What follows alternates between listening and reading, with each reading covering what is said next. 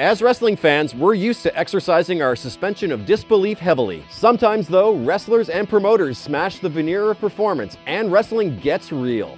Here are the 10 times wrestling got real. Mean Gene drops an F-bomb. 1980s WWE. Cartoonish, family-friendly, full of steroids and F-bombs? If you can believe it, the only audible F-bomb ever dropped in WWE history didn't come from Stone Cold or The Rock. It actually came from Mean Gene Okerlund. At SummerSlam 1989, Mean Gene began to conduct an interview with Rick Rude when a sign fell behind him and startled Okerlund, causing him to swear. The interview was pre-taped and someone put in the wrong take, which made Gene look like a foul-mouthed miscreant. JBL attacks Blue Meanie. JBL has amassed a reputation over the years for being one of the biggest backstage bullies in wrestling.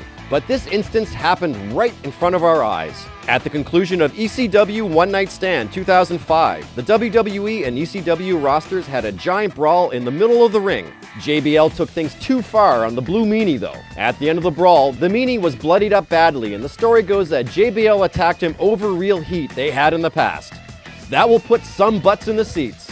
If we told you right now that Mick Foley was going to win the WWE Championship in 5 minutes, we wouldn't blame you for turning off the video. So why did WCW do it?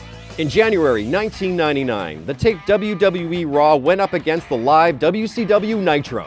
With this in mind, Eric Bischoff told commentator Tony Schiavone to spoil Mankind's title win. The joke was on WCW though, as WWE beat them in the ratings that night, and would beat them until the end of the Monday Night War. Whoops! Vince McMahon says goodbye to Randy Savage. Not wanting to retire from the ring, Randy Savage signed with WCW after Vince McMahon refused to sign Savage as a wrestler.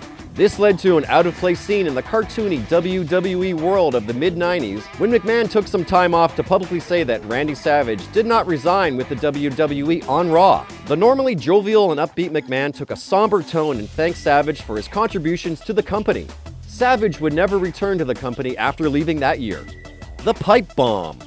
It's crazy to think that WWE had the balls to give CM Punk a live microphone to air his grievances about the company. Good that they did though, as the result was brilliant. Wearing a Stone Cold shirt, Punk let out all the things he ever wanted to say to his enemies and broke all the rules. He mentioned other wrestling promotions, talked about Mr. McMahon's brass rings, and insulted the heirs to the throne. This led to the awesome Summer of Punk, where wrestling became a huge deal in the mainstream once again. Paul Heyman shoots on CM Punk. When CM Punk left WWE in January 2014, fans had tons of questions for which they demanded answers. They wouldn't get those until November, but they did get a Paul Heyman shoot in March, so that's good, right? On a Raw emanating from Chicago, Heyman entered the arena to Cult of Personality and proceeded to lay the truth about CM Punk and WWE's relationship. Heyman shifted gears back to kayfabe near the end, but the truth was still evident early in the promo. Daniel Puder shoots on Kurt Angle. If you were to fight anyone in the WWE locker room circa 2004, you wouldn't pick Kurt Angle unless you had a death wish. Certainly nobody on the cast of Tough Enough would give the Olympic gold medalist any problems, right? Enter Daniel Puder, a former MMA fighter and Tough Enough cast member. In a segment where Angle was shoot wrestling the show's cast, Puder locked Angle in a Kimura and nearly broke his arm. The ref counted down Puder's shoulders quickly to save face for Angle, along with his arm. The Curtain Call Incident. Where were you on the day kayfabe died in the WWE? On the final night of their WWE contracts, Scott Hall and Kevin Nash decided to have a tearful goodbye with buddies Triple H and Shawn Michaels. Instead of hugging it out backstage though, the Kliq decided to do it in front of the entire audience. The big problem? Some were babyfaces and some of them were heels. This destroyed the time-honored tradition of kayfabe and led to formation of DX the next year. Edge, Lita, and Matt Hardy.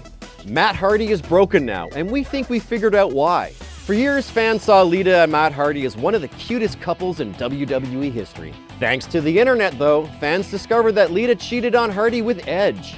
Hardy, who had not been seen on WWE TV for months before this feud, attacked Edge for weeks before McMahon rehired Hardy and booked a match between the two at SummerSlam. The feud blurred the lines of kayfabe and reality, and it was brilliant.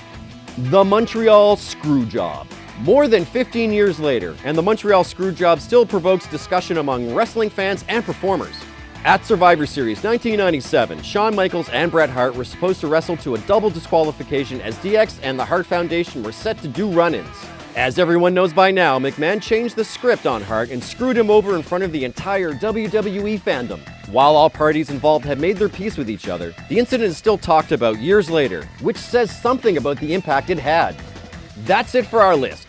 Did we miss any times that you remember where wrestling became real? Let us know in the comments section below, and don't forget to like this video, share it, and subscribe to The Sportster. Until next time.